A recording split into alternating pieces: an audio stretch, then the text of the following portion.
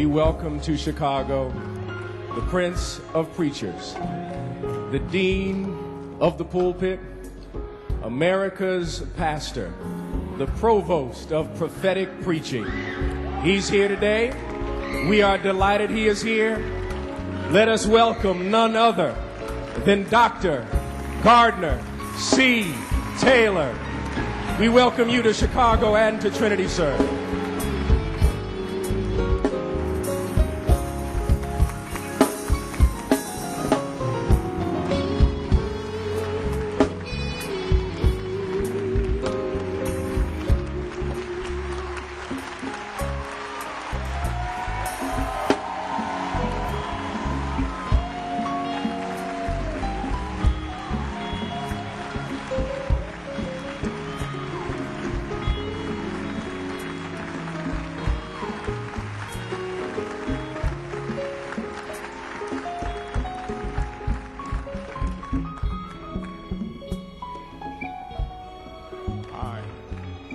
I did not know it, but I found out this morning you stand for anything in Chicago.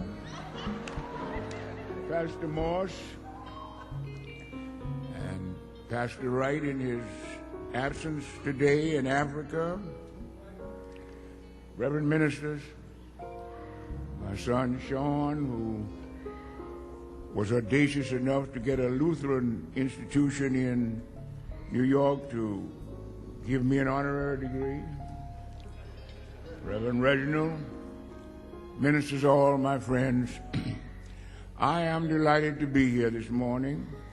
Of course, when you reach my age, you're delighted to be anywhere. But I am particularly pleased to be here in the city which Sandberg used to call the city with the big shoulders, Chicago. And I was pondering, it is a great delight to be here in one of America's few and truest megachurches. There are a lot of movements that call themselves mega churches, but they are wearing a mask. But this is a church, a mega church. And I think that it is impossible to think of a brighter succession in any church in America than that of Wright's Morse and Morse's Wright.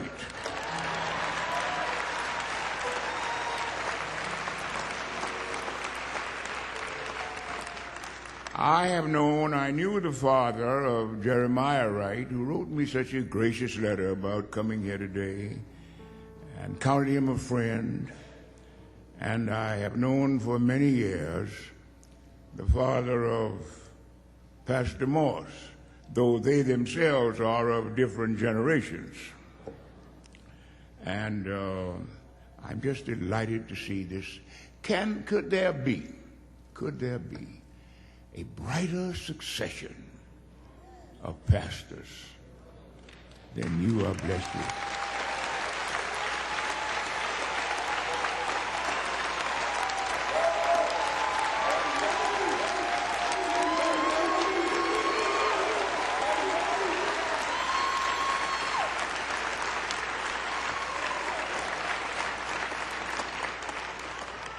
I am thoroughly persuaded that this is a succession made in heaven. And to God be the glory. And may you go on from strength to strength in a new generation of power and spirituality. I'm just delighted to come here this morning. I said I knew both of their fathers. I do not like to talk about age. I was in Milwaukee. I preached in Milwaukee 3 or 4 weeks ago. The person who presented me spoke about the year of my birth, 1918, which gets to be frightening even to me. And afterwards, during what I tried to talk about that evening in Milwaukee, I mentioned that in my childhood and early youth, I knew people, not many of them, but a few people, who had passed through the dark night of slavery. And after the service, they had a reception in the hall. Mrs. Taylor was sitting next to me at the table. 4 bright-eyed lads came up to me, 12, 14, 15 years of age, ever so shyly. Finally, one of them apparently got the nerve to get closer. And he said to me, "Sir, could I ask you a question?" I said, "Yeah, ask me anything you want to ask me." He said, "Were you ever a slave?" And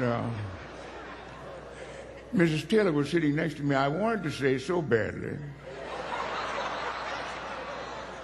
Sometimes. But I didn't know whether she would misunderstand it or worse still, whether she'd understand it. But I am delighted to come here now. I want to read a passage of Scripture again, which has been read, ably read this morning, from the book of Revelation. Here at the 3rd chapter, at the 20th verse. "Behold, I stand at the door and knock. If any man hear my voice and open the door, I will come in to him and will sup with him, and he with me." That word "if" is what I want to try to deal with this morning. It's a word we use casually and easily, but it's one of the pivot words in the language, a hinge word. So much rests upon that word "if." If you were not here this morning, where would you be? If you had not known the blessings you have known, how would it have been with you? If someone had not helped you along the way, where would you be? If. One of the members of the Iraq study group sent me a copy of the findings of that study group, which has been very much in prominence on television and radio this week. And, well, on page 91 or 93, there is a comment that